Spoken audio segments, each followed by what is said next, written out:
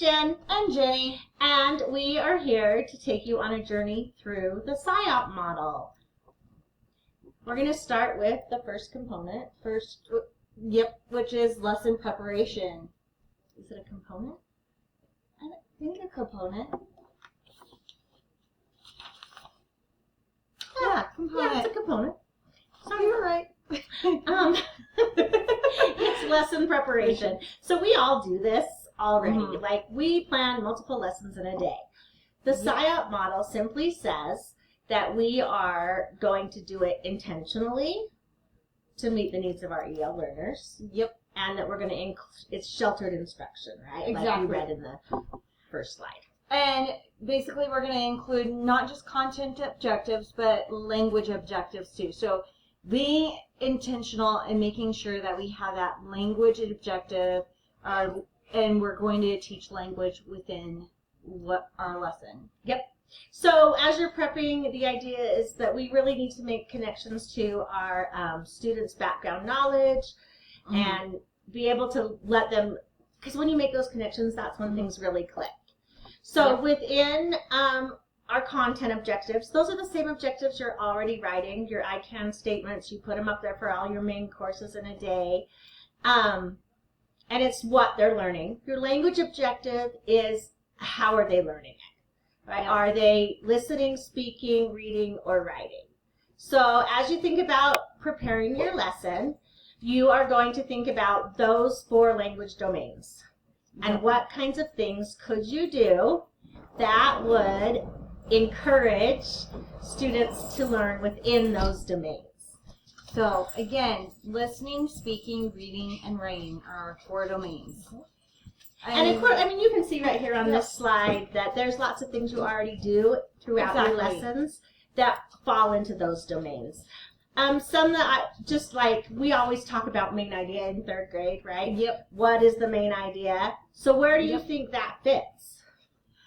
That is that can be almost, depends. Because you can do it in reading, but you can also do it in speaking if they are telling you the main idea and speaking it out, and and if they heard the story and then they... So the really cool thing about these 4 domains, they're all interwoven. Yep. So that's pretty cool.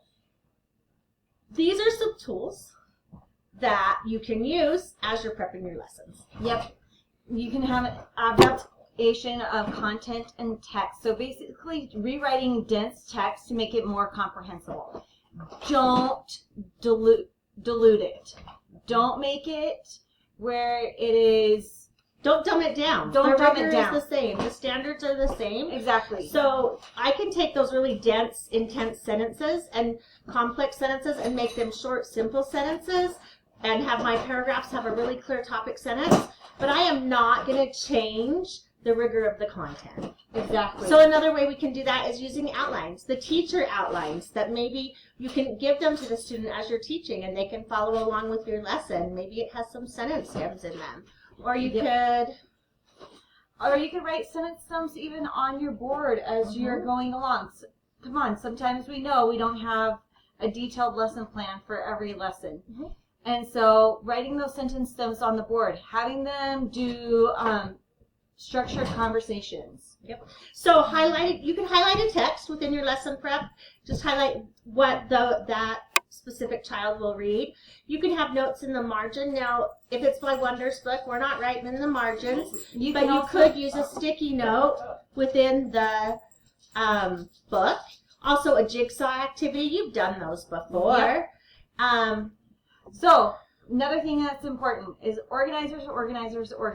I don't know how much it comes up a lot in this course. It comes up a lot in this course. So, thinking maps. You know, if you don't know what thinking maps are, ask your coach. They can help you out with that. Venn diagrams, timelines, T-charts, leveled study guides. And this could include the text. It could not. You can highlight some things. You could use Cornell notes. But the really big thing about organizers is that you are using them across all content areas. Yep. And that you're using them even before the lesson. You're building knowledge. You're connecting to background knowledge during the lesson. It really helps students focus. And following the lesson, those graphic organizers could be used as a reference point or a place that students could return to see exactly if they're on task or if their thinking's going the right direction. All right, some supplemental materials. So think what do you have?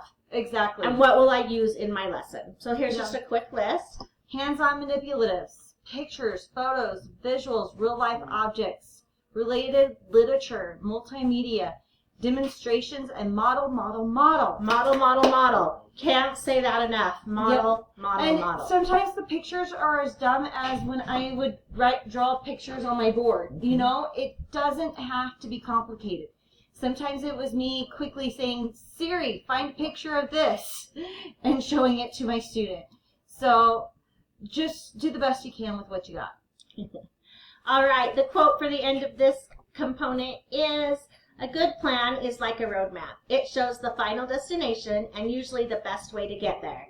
Why not make sure everyone knows the way? Oh, I like that quote. All right.